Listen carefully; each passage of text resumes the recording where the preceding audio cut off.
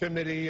It's pretty outrageous when you think about it, Senator Paul. The United States spends all these billions of dollars in Afghanistan, still has 66,000 troops there, and he says, Hamid Karzai, that the U.S. is actually colluding with the Taliban. What do you make of this? Well, it's a great deal of disrespect for a man that largely came into being and came into power because of our help.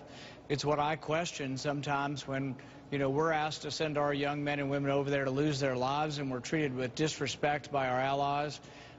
So I find it very troubling, but I think we've accomplished our goals there. We got bin Laden. We disrupted the Taliban that was harboring him. We disrupted the government that was harboring him. I think we've achieved our goals, and I think it is time to come home. So you would accelerate the withdrawal schedule. Right now, U.S. troops are supposed to be out by the end of 2014, almost 2 years from now. What kind of timetable would you like? Well, we've been there nearly 12 years. I think it's time to come home. I don't think there'll ever be a time when there's not going to be combat and there's not going to be some form of war. But 12 years is a long time for the host country not to have stepped up now and begin to defend their country. I think they will have to step up, and I think when we do leave, they will step up, or there'll be a civil war. So I think it is time to come home. The exact timetable, though, I think has to be done in conjunction with the generals and trying to figure out how you can safely exit a war that you've been in for so long. And it's costing the U.S. taxpayers about $2 billion a week to maintain that military presence in Afghanistan. Another secretary, the Secretary of State, he was in Egypt the other day. He offered another $250 million to the Egyptian government, a Muslim Brotherhood-led government in Egypt. Is this something you support? Well, we have no White House tours right now, but they've got $250 million to give to Egypt, extra beyond the $2 billion we give.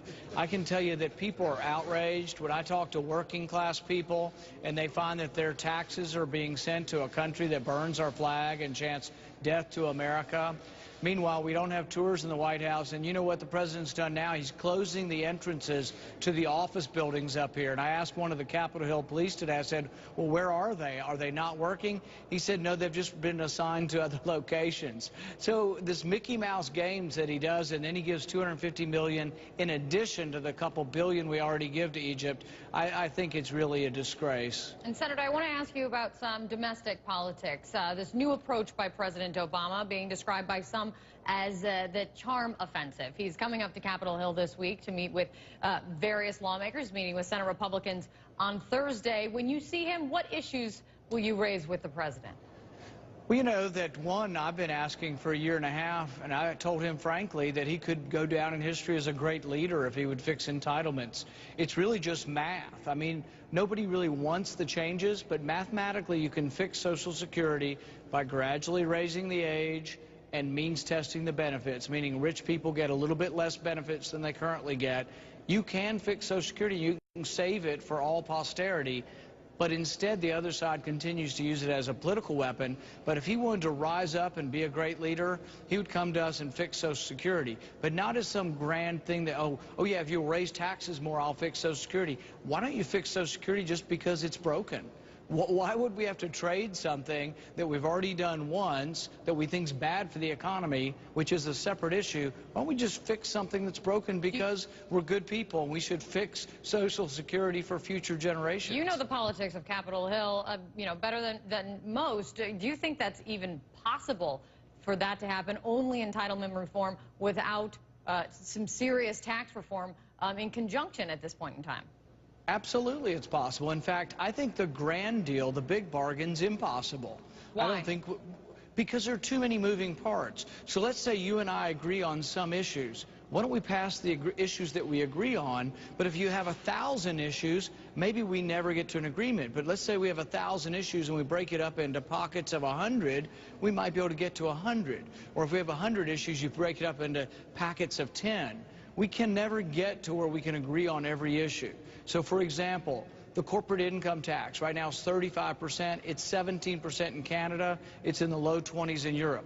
I would tomorrow cut the corporate income tax in half and do it by itself. because I think many Democrats know that that would help the economy, and so do many Republicans. But if you make that the sweetener for tax reform, and tax reform never comes, that's why the American people are unhappy with us, because we never do anything, but we're looking for too big a deals. Let's carve it up into smaller deals. What have you learned, Senator, from your dad's experiences as a presidential candidate? Because you now say you're seriously considering a run in 2016. Well, I don't know if it's what I've learned so much is that I think the country is starting to understand that the candidates we're putting forward and what we're talking about as Republicans isn't appealing to a large enough group of people. And if we want to be the party from the red states are getting redder, but the purple and blue states are leaving us behind. So we have to figure out how to be competitive in California, competitive in New York. And one of the things he did figure out is how to appeal to youth. I think the youth are captivated by stands on principle. I think our stand for trial by jury and for not droning Americans was something that a lot of young people accepted. They'd like you to stand on principle and stand on something you really believe in. Senator Rand Paul from Kentucky. Senator, thank you so much.